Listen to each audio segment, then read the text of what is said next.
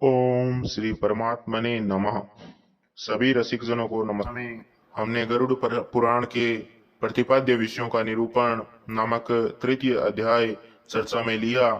आज उसी क्रम में सृष्टि वर्णन नामक चतुर्थ अध्याय को हम अपनी परिचर्चा के विषय के रूप में रखेंगे। आगे सूत जी जो परिचर्चा कर रहे थे उसी में आगे बतलाते हैं कि रुद्र जी बोले किससे, कि श्री हरि से। श्री हरि है वो रुद्र जी और भगवान श्री हरि आपस में बतला रहे हैं और सृष्टि का वर्णन कर रहे हैं। तो रुद्र जी बोले भगवान श्री हरि से कि हे जनार्दन, आप सर्ग प्रतिसर्ग वंश मनवंतर एवं वंशानुचरित इन सब का विस्तार पूर्वक वर्णन हमें बतलाने की कृपा करें। तब श्री हरि ने कहा कि हे रुद्र, सर्ग आदि के साथ ही पापों का नाश करने वाली सृष्टि स्थिति एवं प्रलय रूप भगवान विष्णु की सनातन क्रीड़ा का अब मैं वर्णन करूंगा, उसको आप सुने। नारायण रूप में उपास्य वे वासुदेव प्रकाश स्वरूप परमात्मा परब्रह्म और देवादिदेव हैं तथा इस जगत की सृष्टि स्थिति एवं प्रलय के कर्ता हैं। यह सब जो कुछ दृष्ट है और अदृष्ट है, यानी जो दिखाई दे रहा है और जो छुपा हुआ है, वह भगवान का ही व्यक्त और अव्यक्त रूप है। वे ही पुरुष एवं काल रूप में विद्यमान है। जिस प्रकार बालक क्रीड़ा करता है उसी प्रकार व्यक्त रूप में भगवान विष्णु और अव्यक्त रूप में काल एवं पुरुष यानी निराकार ब्रह्मा की क्रीड़ा होती है। उन्हीं लीलाओं का भी वर्णन आप सुने। उन परमात्मा परमेश्वर का आदि और अंत नहीं है। वे ही जगत को धारण करने वाले अनंत पुरुषोत्तम हैं। उन्हीं परमेश्वर से अव्यक्त की उत्पत्ति होती है और उन्हीं से ही आत्मा भी उत्पन्न होती है। उस अव्यक्त प्रकृति से बुद्धि और बुद्धि से मन और मन से आकाश, आकाश से वायु, वायु से अग्नि और अग्नि से जल और जल से पृथ्वी की उत्पत्ति होती है।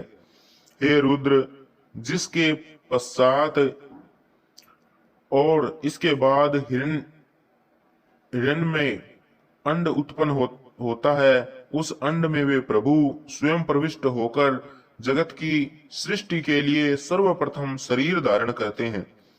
तदंतर चतुर्मुख ब्रह्मा के रूप में शरीर धारण करके रजोगुण के आश्रय से उन्हीं देव ने इस चराचर विश्व की सृष्टि की है। यही परिचर्चा हम श्रीमद् भागवत महापुराण में भी विस्तार से करेंगे और यहाँ भी चल रही है। हे देव, असुर एवं मनुष्यों सहित यह संपूर्ण जगत उसी अंड में विद्यमान है। वे ही परमात्मा स्वयं सृष्टा यानी ब्रह्मा के रूप में जगत की संरचना करते हैं, विष्णु रूप में जगत की रक्षा करते हैं और अंत में संहारकर्ता के रूप में शिव के रूप में वे ही देव संहार भी करते हैं।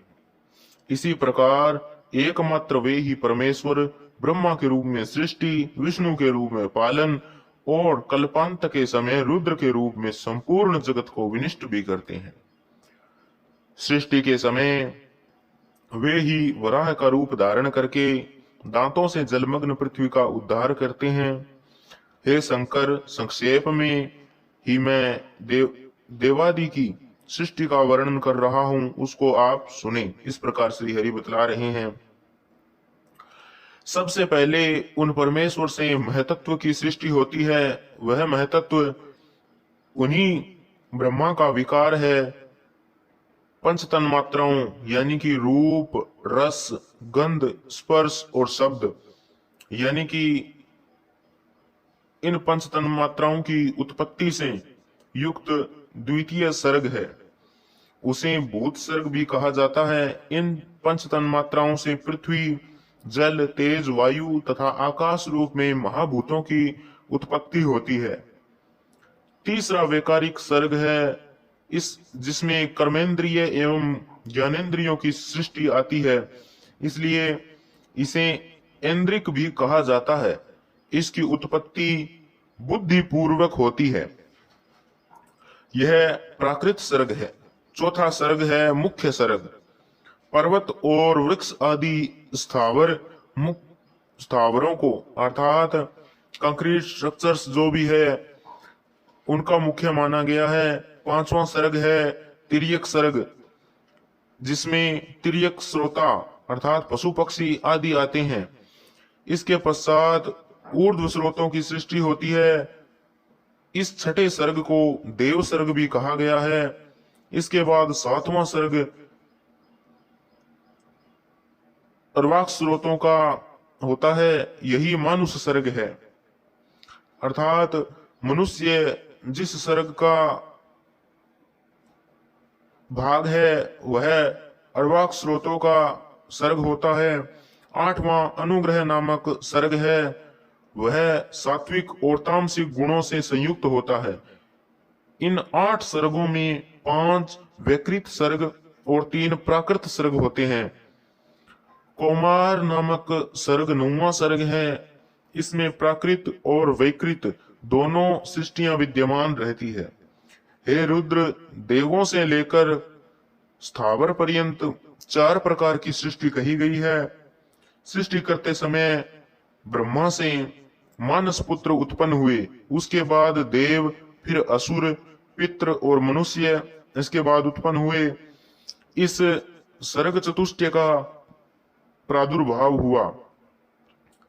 इसके बाद जल सृष्टि की इच्छा से उन्होंने अपने मन को सृष्टि कार्य में संलग्न किया।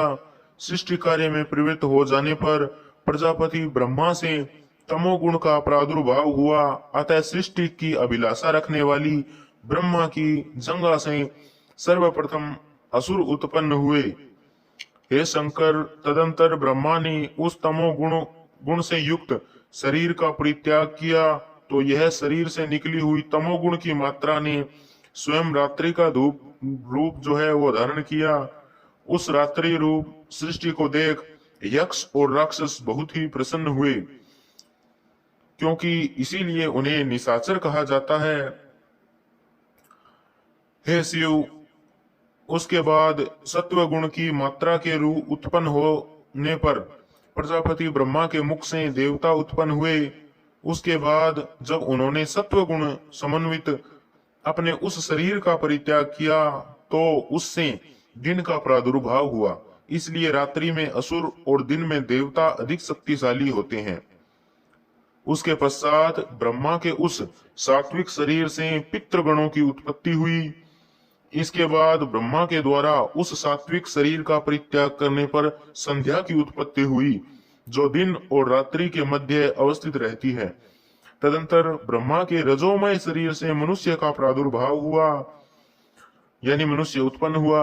जब ब्रह्मा ने उस शरीर का परित्याग किया, तो उससे ज्योत्सना यानी कि जो प्रभात काल होती है, उषा काल, वो उत्पन्न हुई, जो प्राक संध्या के नाम से जानी जाती है। ज्योत्सना, रात्रि और दिन और संध्या, ये चारों ब्रह्मा के ही शरीर हैं। तत्पश्चात ब्रह्मा के रजोगुणमय शरीर के आश्रय से क्षुधा और क्रोध का जन्म हुआ। उसके बाद ब्रह्मा से ही भूख प्यास से आतुर एवं रक्त मांस पीने खाने वाले राक्षसों तथा यक्षों की उत्पत्ति हुई। राक्षसों से रक्षण के कारण राक्षस कहा गया और भक्षण के कारण यक्षों को यक्ष नाम की प्राप्ति हुई।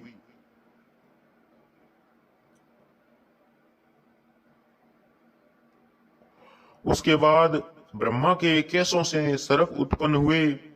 ब्रह्मा के केश उनके सिर से नीचे गिरकर पुनः उनके सिर पर आरूढ़ हो गए, यही सर्पण है। इसी सर्पण यानी गति विरोध के कारण उन्हें सर्प कहा गया। उसके बाद ब्रह्मा के क्रोध से भूतों का जन्म हुआ, इसलिए इन प्राणियों में क्रोध की मात्रा अधिक होती है। इसके बाद ब्रह्मा से गंधर्वों की उत्पत्ति हुई। गायन करते हुए इन सभी का जन्म हुआ था, इसलिए इन्हें गंधर्व और अप्सरा की ख्याति प्राप्त हुई। इसके बाद प्रजापति ब्रह्मा के वक्षस्थल से स्वर्ग और द्युलोक उत्पन्न हुआ। उनके मुख से अज, उदर भाग से तथा पार्श्व भाग से गायें, पैर भाग से हाथी सहित अश्व, महिष, ऊंट और भेड़ आदि की उत्पत्ति हुई। उनके रोमों से फल, फूल और औषधियों का प्रादुर्भाव हुआ। गौ, अज, पुरुष ये मेध्य यानी कि पवित्र कहलाते हैं। घोड़े, खच्चर और गधे ये ग्राम्य पशु कहलाते हैं। अब मुझसे वन्य पशुओं को भी सुनो। इन वन्य जंतुओं में पहले स्वापद यानी कि हिंसक यानी व्याघ्र, सिंह, चीते आदि ये स्वापद कहलाते हैं। दूसरे दो खुरों वाले, तीसरे हाथी, चौथे बंदर, पांचवें पक्षी, छठे कच्छप आदि जलचर जीव यानी कछुआ इत्यादि, और सातवें सरीसृप जीव रेंग कर चलने वाले इत्यादि उत्पन्न हुए। उन ब्रह्मा के पूर्व आदि चारों मुखों से ऋक, यजुष, साम तथा अथर्व इन चार वेदों का प्रादुर्भाव हुआ। उन्हीं के मुख से ब्राह्मण, भुजाओं से क्षत्रिय, उरु भाग से वैश्य तथा पैरों से शूद्र उत्पन्न हुए। उसके बाद उन्होंने ब्राह्मणों के लिए ब्रह्मलोक, क्षत्रियों के लिए इंद्रलोक, वैश्यों के लिए वायुलोक और शूद्रों के लिए गंधर्वलोक का निर्धारण किया। उन्होंने ही ब्रह्मचारियों के लिए ब्रह्मलोक, स्वधर्म निरत गृहस्थाश्रम का पालन करने वाले लोगों के लिए प्रजापत्य लोक, वानप्रस्थाश्रमियों के लिए सप्तर्षि लोक और सन्यासी तथा इच्छानुकूल सदैव विचरण करने वाले परम तपोनिधियों के लिए अक्षय लोक का निर्धारण किया। तो ये था सृष्टि वर्णन नामक चतुर्थ अध्याय, यहीं पर संपूर्ण होता है। अगले पंचम अध्याय में हम मानस सृष्टि वर्णन, दक्ष प्रजापति द्वारा मिथुन धर्म से सृष्टि का विस्तार किस प्रकार किया जाता है उस पर चर्चा करेंगे। आज के इस अध्याय में इतना ही।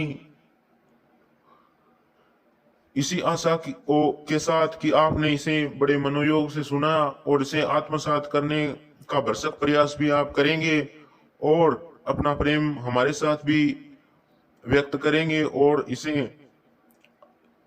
इस हमारी पहल का आगे से आगे प्रसार करने में हमारा सहयोग भी करेंगे।